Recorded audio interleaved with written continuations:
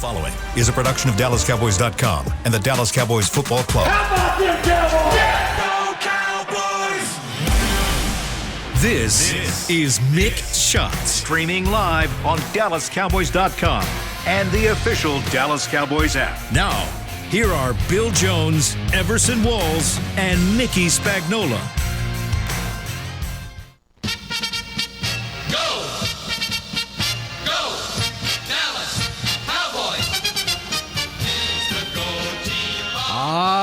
Yes. Here it is, another Victory Monday inside the SWBC podcast studio at the Star in Frisco. Music to Cowboys fans' ears. You know, it's a good thing we have that hopefully digitized, because if we were playing tape, we'd wear this thing out. That's the way. I'll tell you what, you can hear it much better on the phone.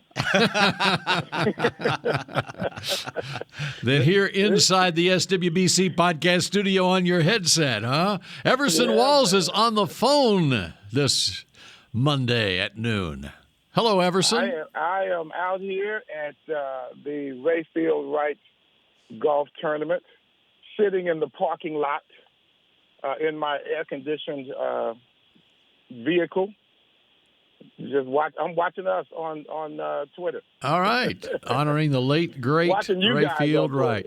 Now, have you already played some golf, or are you about to tee off in the No, they're tournament? teeing off right now. We tee off at noon, so they're teeing off right now. And I just let them know that I will be joining them later. So I have to go out here and act like I enjoy playing golf. That's a tough deal. So How's your foursome going to do without you? Oh, gee, I don't know. They might actually thrive. They might actually do better. I figured you might be one of those honorary tee shot guys where you just sit on a hole and you hit a tee shot for guys and that come shake through. hands. Yeah. Well, that would be very dangerous for the surrounding holes. You do not want that. You want me to be in different places at one time. If I'm in the same spot, that could be dangerous for people around me. All right, so that's going on, and I assume there are former Cowboys that are involved in the golf tournament out there. Where are you?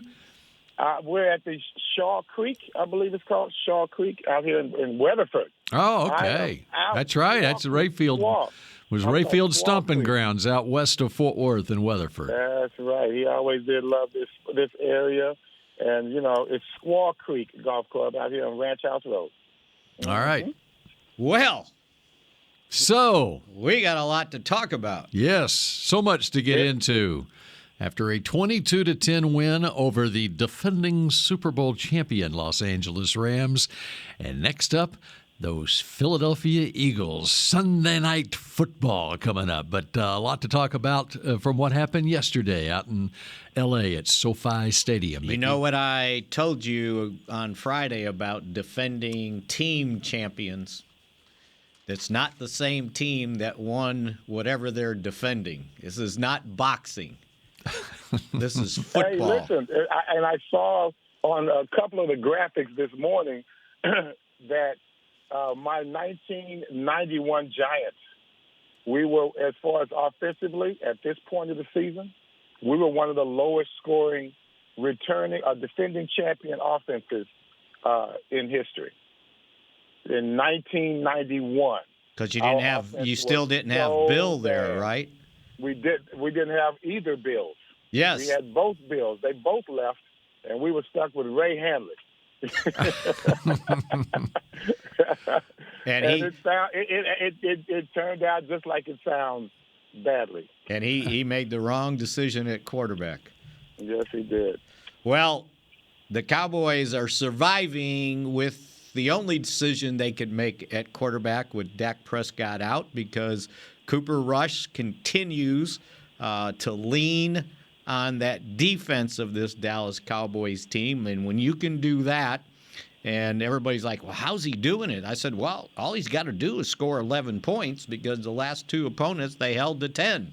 So that doesn't happen very often. And you can actually win a football game making only 10 first downs in a game. That was an amazing stat that Bill came up with. I looked at the stats. William. I got that yesterday. That was crazy. I looked at the stats at the end of the game on my app, and I was like, "Whoa, wait a second! It says Rams had 14 first downs. The Cowboys had 10. This must be the halftime stats."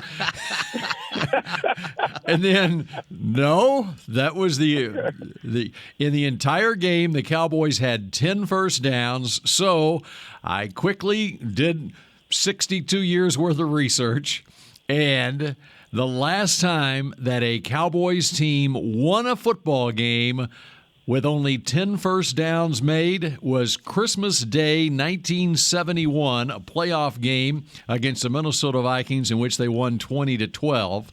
The last time they won a football game with less than 10 first downs was November 1st, 1970 against Philadelphia 21-17, a game in which they had 8 first downs. And I wonder if they had more than 239 total yards. When's the last time you've seen a team win a game, 10 first downs, no more than 239 total yards, and your quarterback is 10 of 16 for 102 yards passing? And we spoke of the that very doomsday defense on Friday, correct? We did. And here comes Bill with this little nugget of information, which I really appreciated. But it sounded kind of like a call to arms because, I have to come up with this new defensive name for this team. Oh, I think I have it for you. Like you were throwing, it sounded like you were throwing some bait out there for me, Bill. I don't know. Was that directed for me or not?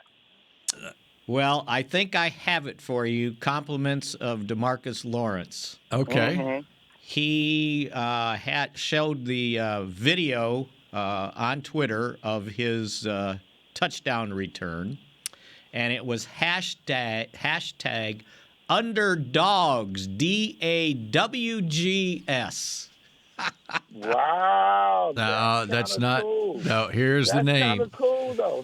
Right? Go ahead, Bill. It's got a little ring to it. Oh, during the game yesterday, Douglas Barricklow in that room right over there, and I came up with the nickname. All right. It's a combination of Doomsday and Nobody's Underdog, spelled DAWGS. This is the Doom Dogs defense. Doom Dogs. No, that's worse. The Doom Dogs defense.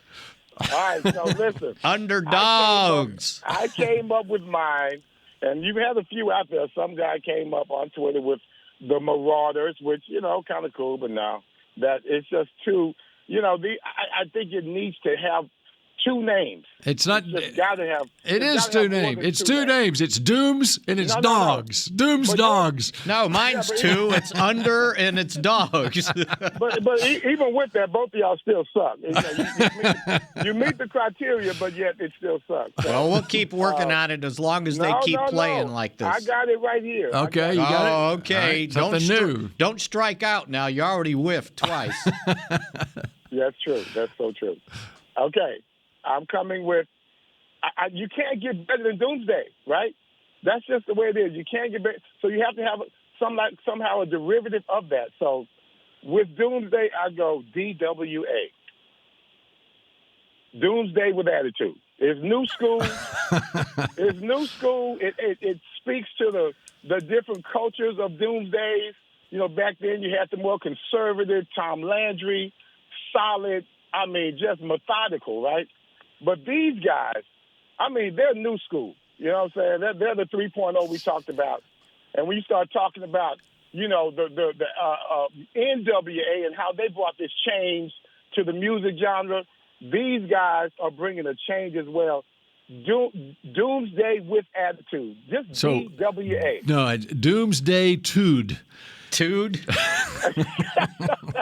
Hey, attitude. All I got to say, if you got to explain it, it's not going to work. It doesn't work. Well, I think I just heard 3 explanations from somebody else already this morning. So that means all of us really suck. Okay, we're good. Well, whatever it is, this team has it on defense.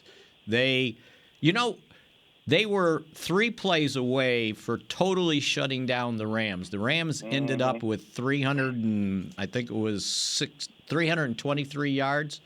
3 plays attributed to half of that. So they had 3 plays for like 164 yards, 63 yards, and they had 61 plays for not even 200 yards. So they were nearly perfect in that game and holding him to 10 points. Back-to-back 10-point games, and PR tweeted out that hadn't happened since 2009. 2009. Wow. And when was the last time the Cowboys started the season with 5 straight games, limiting an opponent to less than 20 points? 1972, I believe. I think so. So There they are. Those same guys keep popping up. yeah. That same doomsday keeps popping up. And here's another one that popped up, and you can verify this for us. It was the one from 1980. Oh, I know what it was. Starting the season off with 20 sacks in the first 5 games.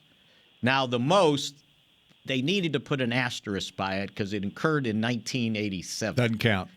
3 of those games were Doesn't replacement count. games. Nope, doesn't So count. to me, the record for the first 5 games was 1985 when they had 24 sacks in the first 5 games. So I want to know how you ended up with that many sacks in the first 5 games of 85. Hey, they had to hold the ball longer. That's why. They were 'Cause it was coverage coverage. We were covering those fools down the field. That's why. They knew if they threw it, he was going to get picked off, so they just You took a doggone sack. Right.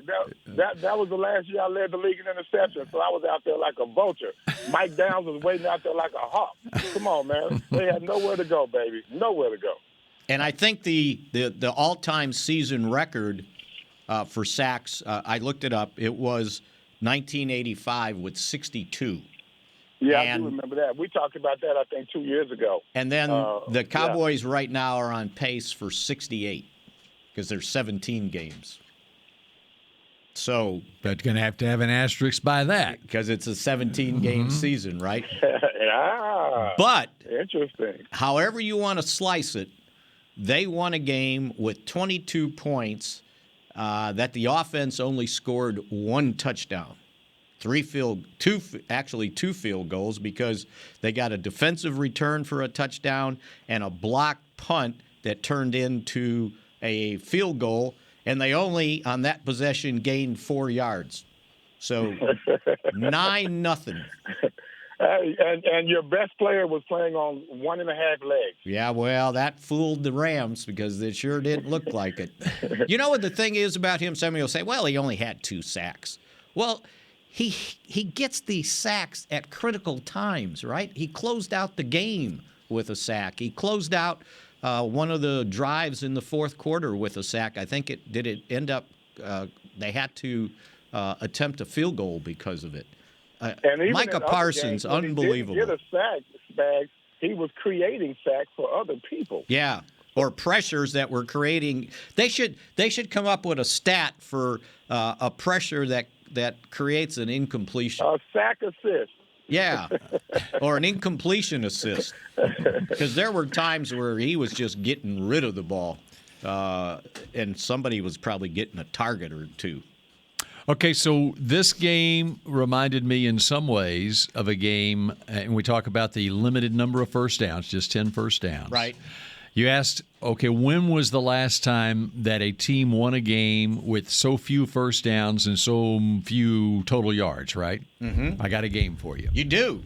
And Nate Newton just walked into the SWBC Nate must studio. have something to say. But Nate Newton was there on December 15th, 1991 in Philadelphia. A 25-13 win over the Eagles that won the NFC East for the Cowboys. Thanks to Kelvin Martin. Kelvin Martin had the That's punt right. return in That's that right, game. man. The Cowboys in that game, And Nate, the Cowboys yesterday had 10 first downs and won the game. It's been 50 years since a Cowboys team has won a game with that few first downs. But in 1991, that win against the Eagles with a backup quarterback, with Steve Berline at quarterback. And it was, oh man, how cold was it that day? It was cold. Yes. It was cold. I was in my bat wrap, though. And Cowboys had 11 first downs. Won the game 25-13. Cowboys had 11 first downs and 210 yards total offense in that game. And won the division. And I just remember the locker room afterwards. 200 and how many? 210 total yards. And so yesterday it was how many total yards? What was the time of possession? Well, I'll have to click on this. In that game. That's one of the gutsiest wins the Cowboys have ever had. I was playing with the Giants at the time, and I remember looking at that game. I thought you knew that they had arrived after that game. That was their signature game.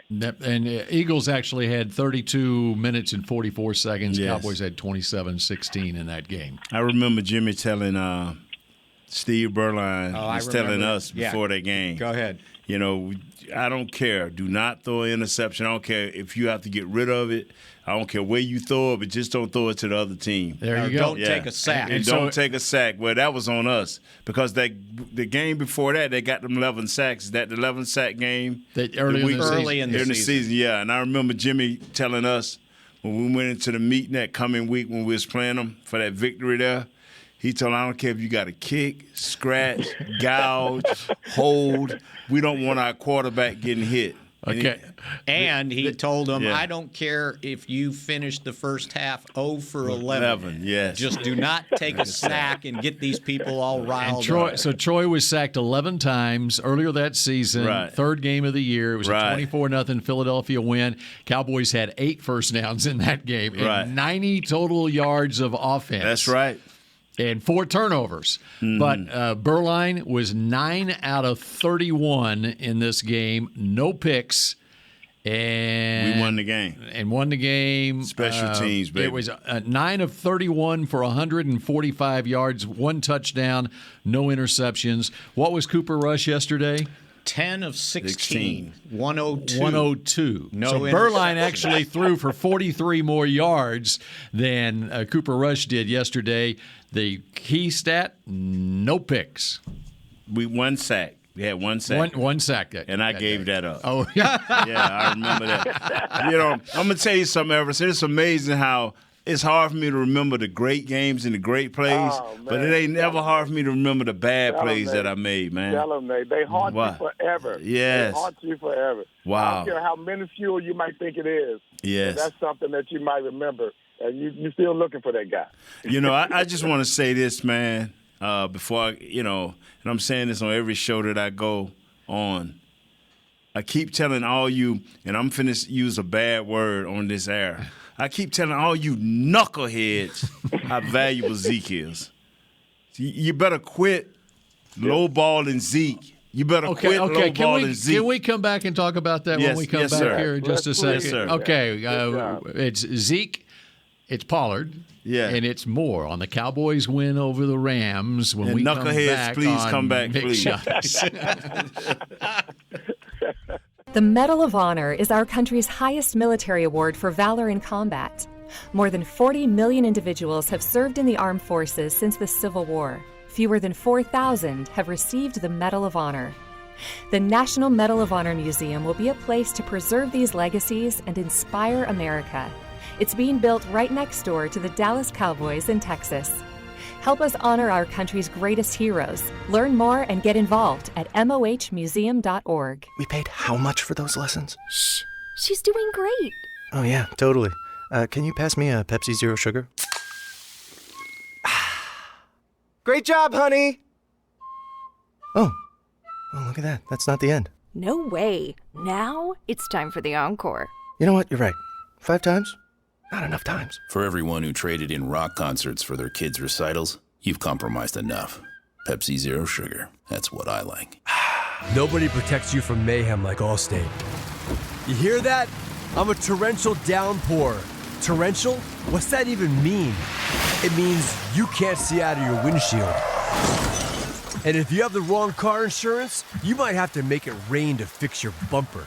So switch to Allstate, save money, and be better protected from mayhem, like me. Based on coverage and limits selected, subject to terms, conditions, and availability. In most states, prices vary based on how you buy. Allstate Bar and Casualty Insurance Company and affiliates, Northbrook, Illinois. What do you call a group of grown men and women with their faces painted silver and blue who get together every week to share a 3-hour-long ritual of jumping, singing, and toasting Miller Lite in 10-gallon hats while yelling, "How about them Cowboys?" You call it Miller Time in Dallas. Here's to the Cowboys. Here's to the original light beer. It's Miller Time. Celebrate responsibly. 2021 Miller Brewing Company, Fort Worth, Texas.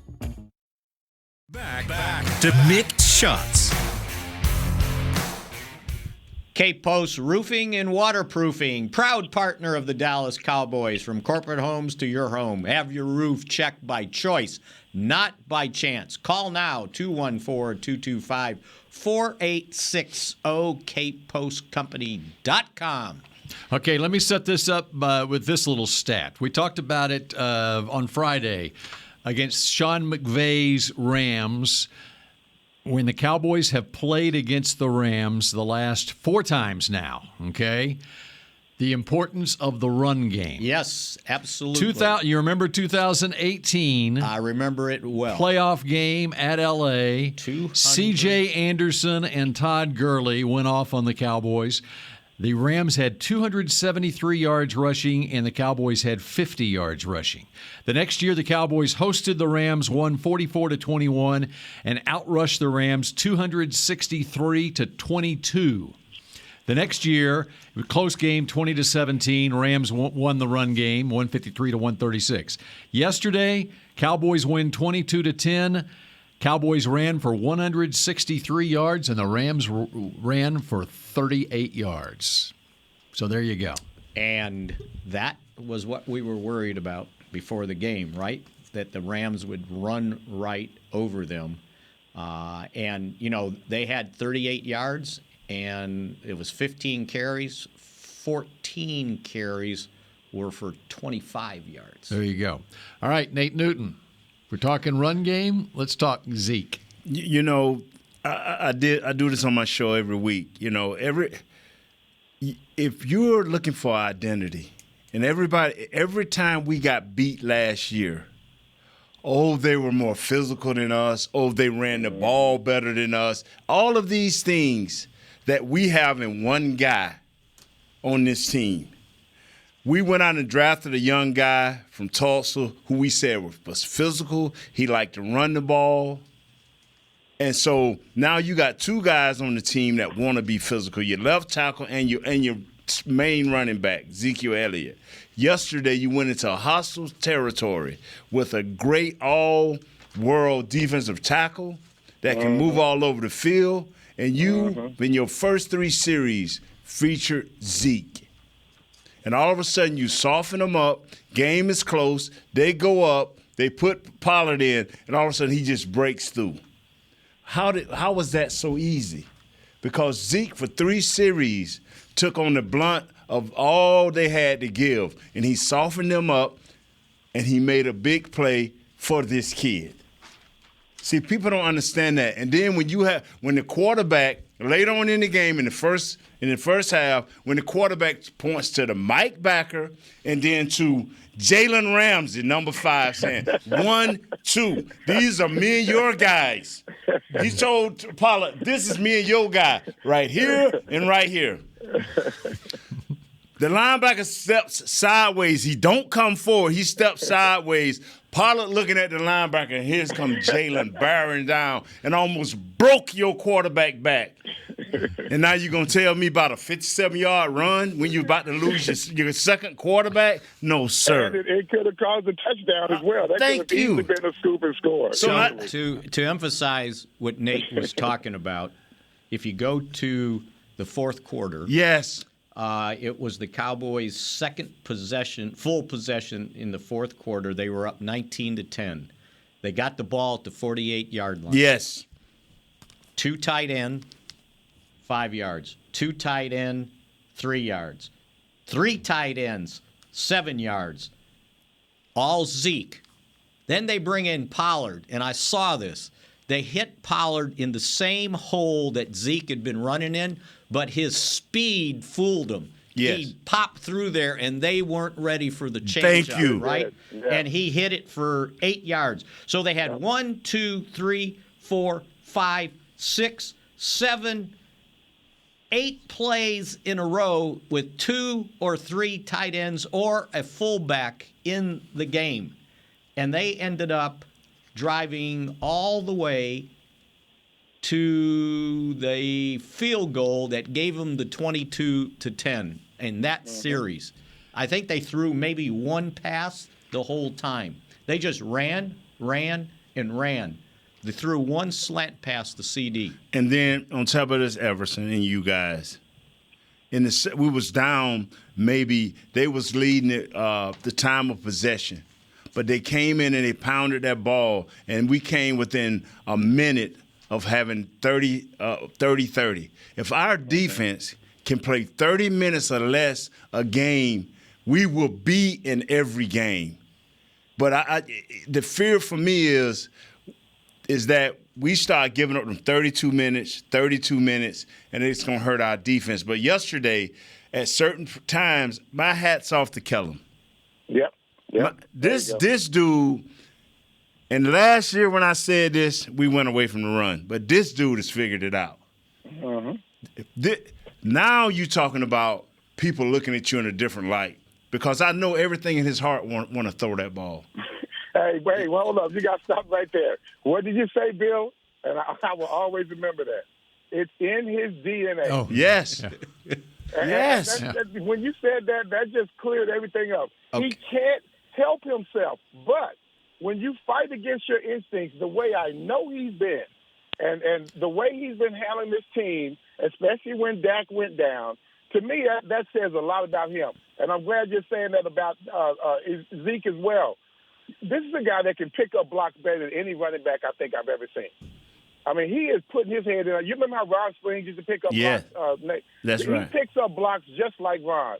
He puts his head in there and he hits them square in their chest. It's an Ohio State thing, I guess. It must be a thing. Wow. He shows, Bill and Spags and I have talked about it. The culture that I have always wanted to see around here was one of toughness. And I wanted that to start with the defense. But always what went along with that was Kellen trying to always dazzle everyone with our passing prowess. Forget that. Sometimes, man, just hit these dudes in the mouth. Trust me, it has more of a lasting effect than a bomb does. I'm telling you, getting hit in the mouth over and over again, it makes you play differently. I've been in those kind of games, and it ain't comfortable. So this will make you guys laugh. So after the game, and I don't remember who said this to me, they said, golly, Kellen Moore, he was so boring with his play calls. I go, what do you mean? Wow. They said, he keeps running the same play over and over again. And I said, yeah, and they ran it over and over again for 163 yards. You know what's amazing is ever since Coach McCarthy said, me and Kellum's going to take an extra long look at his first 15 plays. Guess what? The only reverse we see now is the reverse with Pollard. That's the only reverse. We haven't seen triple and 18,000 reverses. So I'm excited. I'm excited. What I saw this past week gives us a chance against Philly. It just because for two reasons. It makes them pay attention to the run game, to give us a chance to pass, to give our receivers a chance to get open on quick intermediate stuff. And another thing it does is it helps our defense. Because this is our bread and butter. The head coach said it stirs the drink. Why not cater to it until we get Dak back and see could we do some things different? I think y'all allow me to come on and vent. Well, I got one more thing on the whole Zeke Pollard thing, because I don't understand why Cowboys fans, media, whatever it might be, appreciate both of them. I mean, yes, sir. They both love Tony and love Zeke. Yes. I do not understand the Zeke hate when Pollard goes 57 yards for a touchdown. That gets set up. I'm looking at Twitter, and I'm going, I mean, you got a esteemed journalist. I'm not going to say his name, but he puts out a tweet right after Pollard's run. Tony Pollard has 2 50-yard runs in his career. Per ESPN, Ezekiel Elliott's last 50-yard run came in 2016. They are 2 totally different backs. And Zeke's value to this team cannot be understated. And so then shortly after that, here comes Jalen Ramsey on the corner blitz. See there? There's another example right there. You know, I just don't understand. It would be like saying, like when Dez and Witten are on the team. And, well, I don't understand. They keep throwing it to Witten. Quit throwing it to Witten. Throw it more to Dez. Throw it to Dez. See what happens when you throw it to Dez? No, you got to also move those chains, and you got to throw it to Witten, too. I'll tell you what, man. If you don't have that kid in Kansas City, don't worry about it. Just let the team be the team. And I'm talking about that great quarterback they got in Kansas City. Now, if you got him, you can do a whole lot of different things, but you don't have him. But right now, you have a defense. Yes. As long as they continue to play the way they are, then you don't have to do much fancy stuff on offense. And when your special teams is working too, as long as the new deep snapper doesn't have a premature snap and hit the holder in the chest.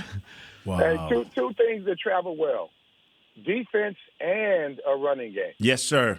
Put your lunchbox. Man, I pack my lunchbox.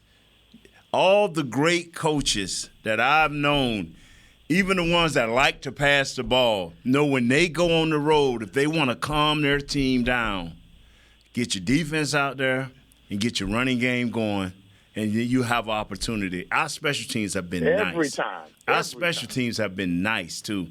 Yes, Armstrong, man. They gave him the bag, and you know what? He probably saying in his mind, I should have hit him for a little more. Well, it's only a 2-year deal, right? Yeah. So he can hit him again here. And here's the other thing. It was not a road game. It was a home game. I heard the screaming, man. I heard it. I could hear it. I walked up into the 400 section before the game, and all I could see were Cowboy fans, and I hadn't realized it before. Right. And I'm going, oh, my gosh. The 400 section, what is it equivalent to in our stadium? It would be the 300 section. Okay. And, But theirs is smaller, and then there's a 500 section to the top. They were all over the place. And, you know, I kind of wrote my column, and I basically pointed out, you know, wasn't my words, it was half the stadium. They were chanting defense. Yeah. They ran the Rams fans out of the stadium. You gotta love it. You gotta love it. So what travels is defense and a run game. And as long as your special teams don't hurt you, you can win the game. And I'll take you back to that game in 1991. Yes, sir. The 25-13 division-clinching win over these Philadelphia Eagles that the Cowboys are facing this week. And Emmitt Smith in that game had 25 carries for 75 yards. Yes, sir. He only averaged 3 yards a carry. But Zeke! What did Zeke do yesterday? It was 22 carries for 78 yards. Thank you. And it was a 12-point win with only 10 first downs. And you might have to go into Philadelphia this week and win another 25-13 game with only 10 or 11 first downs. But that's how you win these games. They had Aaron Donald and they had Greg Gaines. But this team here got Fletcher Cox, and they got Jordan Davis, and they got Brent. They got more. I understand who Aaron Donald is, but this Philadelphia team has more impact players versus the run than the team we just played. Even more so than the team we played 2 weeks ago. So we've been on death row for the last few weeks with inside players. No kidding. You think about Washington? Yeah. So, Everson, I'm sorry to take your seat and to hog your show. And y'all, I love y'all, man. And I keep critiquing y'all. We need to get to a break or either close this out by. We're going to get to a break right now. And we're going to hear more from Cubby when we come back here on Mix Shots. We paid how much for those lessons? Shh. She's doing great. Oh, yeah, totally. Can you pass me a Pepsi Zero Sugar? Great job, honey! Oh, look at that. That's not the end. No way. Now it's time for the encore. You know what? You're right. 5 times? Not enough times. For everyone who traded in rock concerts for their kids' recitals, you've compromised enough. Pepsi Zero Sugar. That's what I like. Nobody protects you from mayhem like Allstate.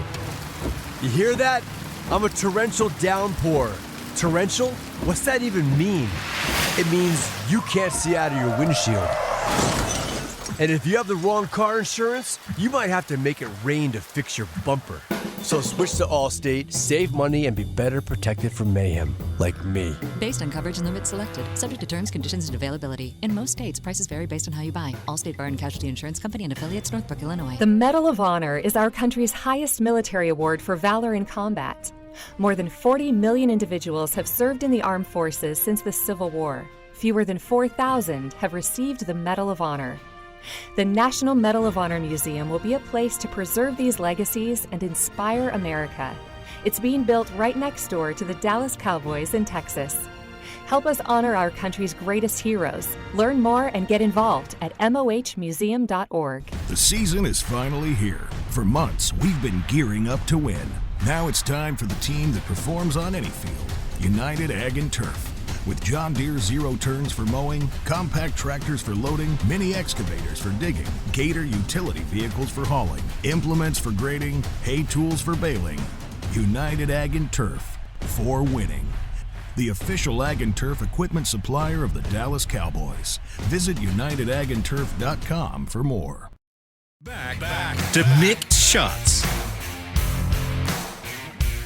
Limited single-game tickets for the remaining home games of the 2022 Dallas Cowboys season at AT&T Stadium are available now. Visit DallasCowboys.com/tickets or SeatGeek.com, the official ticketing provider of AT&T Stadium.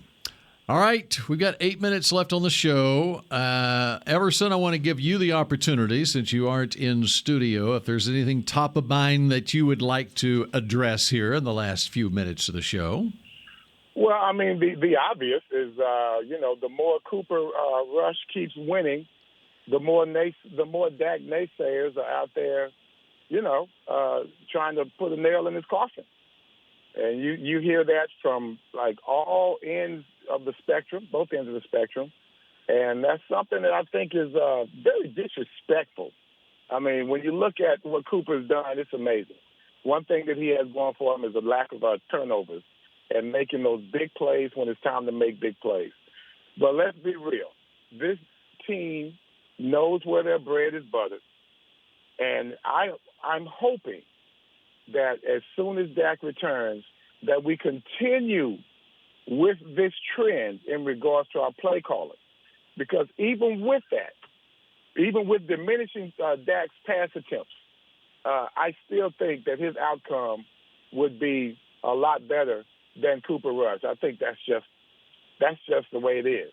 I'm loving Cooper Rush, but I believe you can get more out of your damn near $1 billion quarterback. So let me give you an update on that, because everybody made a big deal after the game of talking to Dak, and he said he was day-to-day. Well, I've said this before, and I'll say it again. You've got to see him sort of start throwing the ball 1 week. It could be this week. I don't know. And then you've got to see him take a full week of practice, pads and everything, before they will put him in the game. And the big deal right now is, yes, he can palm the ball. He can sort of throw the ball. He cannot take a snap from center. And you can't go shotgun every play of the game.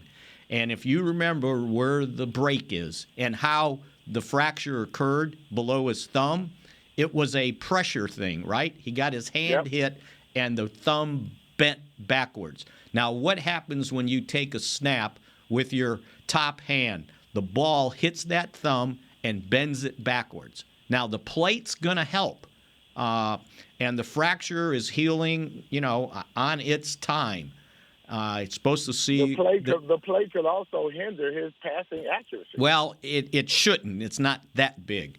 But it's the snap that he's got to be able to take a snap. He's going to see the doctor again tomorrow, I believe.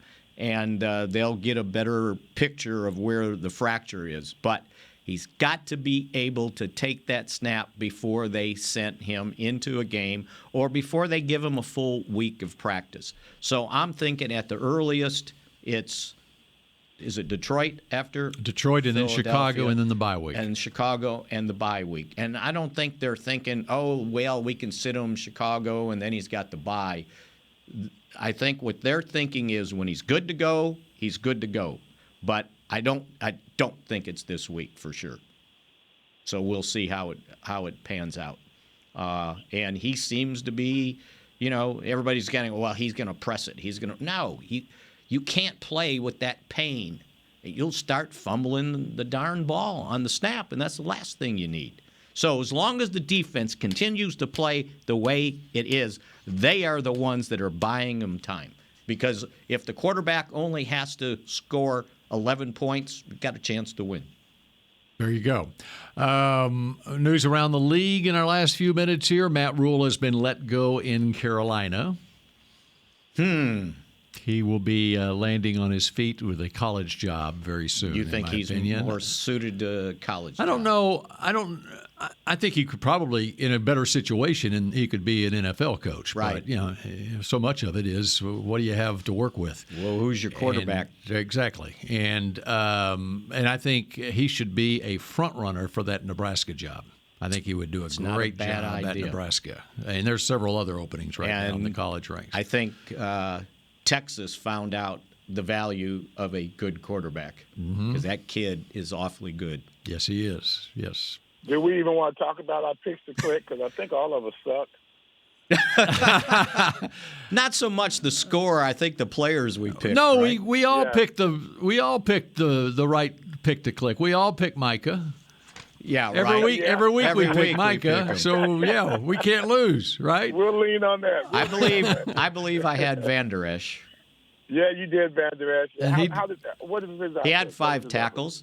And they had broke 6 through and almost had a sack. Yeah, they had 6 guys, 3 with 6 tackles and 3 with 5 tackles. The leaders on the team. I gave their offense way too much credit at 23-20.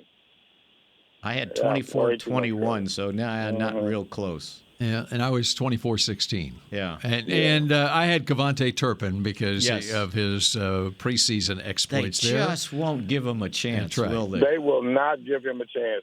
But you know what? They've been in position to. It's causing some bad punts at times. I win. Yeah, right? Bad punts. They don't want to kick. Oh, I wish I would have picked Dorrance Armstrong so bad. Hey, and I don't think we talked enough about him. And maybe tomorrow we need to do this too. Sam Williams. Yeah. Because with Parsons out at some point, this kid got in there, and they know who Sam Williams is right now. He ended up with 25 snaps, so 38%. You can see with him that he's gaining more confidence. Yes, he's playing football. Mm-hmm. He's not thinking. Mm-hmm. He recovered a fumble. I actually... When I chose Fowler, I was trying to pick some guys, that were really showing some good action behind the scenes. And he was my second thought. But I thought with Fowler going back home or back to his former team, I thought that would motivate him. He did okay, but they just didn't really give him a chance to play much. See, I've thought since day one with Sam Williams and just getting to know him a little bit and talking to him at training camp and following him there, that he would be a second half of the season guy. Yeah. It would just take some time for him to learn the NFL, gain confidence. And I think for the first time yesterday, he really showed signs that things are slowing down for him and he gets it. So he ended up, I know he only had 2 tackles, but he had a tackle for a loss, a quarterback hit, a pass defensed, and a fumble recovery. That's pretty darn good when you only get the amount of snaps he got. So, yeah, you're starting to see him, and you're starting to see him right side, left side. They're moving him around, and I think his talent is coming out right now. And that's what you get when you kind of bring guys along and give them a chance and don't put them in over their head. And you know what? And even Tyler Smith, I know he gave up the sack. He gave up the holding call, but you know what? He played 60-some snaps and did a pretty good job when you run the ball for 163 yards. Have you heard any concern on Dalton Schultz? All I heard was knee, and they didn't specify if it was the same knee. And he only played 10 snaps in the game. Yeah. And Ferguson and Hendershot both got around 35 snaps in the game. And those guys, two tight ends, they're doing it. And give a pat on the back to Forniak playing fullback. Let's give some love to Conor McGregor, man. McGovern. McGovern, I'm sorry, McGregor, yeah. He was fighting. And the Cowboys are strutting around the stadium. He did. After that performance against Aaron Donald, there were a couple of times where he really gave him more than he can handle. So, no, that was a good move. And then the head coach gave credit for the pregame or the Saturday night talk, and I had no idea what he was talking about. He was talking about Doc Curry spoke to the team before the game, and I was like, okay, who's Doc Curry? Somebody said DOC, and I go, you're still going to have to help me out. But he basically said, you're here, you're in the moment, do what you got to do. And I heard there were some big-time celebrities up in a suite yesterday. I kind of heard some of that, too. I heard, yeah. It wasn't me, though. I'm sorry. Oh, yeah. All right, that does it for this edition of Mick Shots. Hit 'em long and hit 'em straight, Everson, at the Rayfield Wright Golf Tournament. All right, I'll be in tomorrow. All right. And if you have to, play defense. And we leave you with another edition of a Victory Monday salute to your 4-1 Dallas Cowboys. See you tomorrow at noon. Go Cowboys. Stampede, go you Cowboys!